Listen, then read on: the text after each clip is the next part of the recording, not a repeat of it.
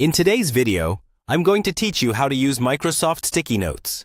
Sticky Notes is a simple but really powerful little app built into Windows that helps you quickly capture ideas, reminders, and to-dos without opening a full document or note-taking program. Think of it like the digital version of the paper sticky notes you might keep around your desk, but easier to organize and much harder to lose. To get started, open Sticky Notes on your computer. The easiest way is to click the Start button. Then type Sticky Notes into the search bar and select the app from the results. If you use it often, you might want to right-click the icon and pin it to your taskbar or Start menu, so it's always just one click away. When Sticky Notes opens, you'll see either a small note or a list of your existing notes, depending on how you used it last time. If you see the list view, look for the plus sign, usually at the top or in the corner, and click it to create a new note. A little colored square will appear on your desktop. This is your first sticky note.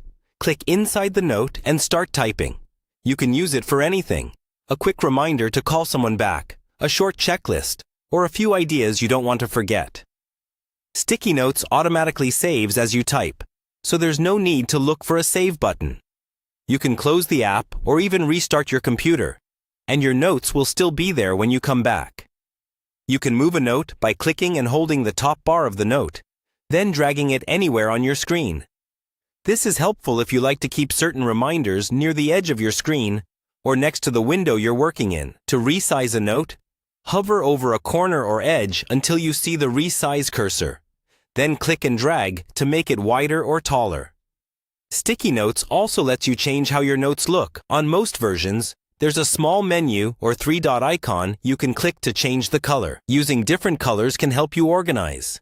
Maybe yellow for work tasks, green for personal reminders, and pink for urgent items. When you're finished with a note and don't need it anymore, you can delete it by clicking the trash or delete icon. Just be sure you really don't need that information, because once it's gone, it's not easy to get back.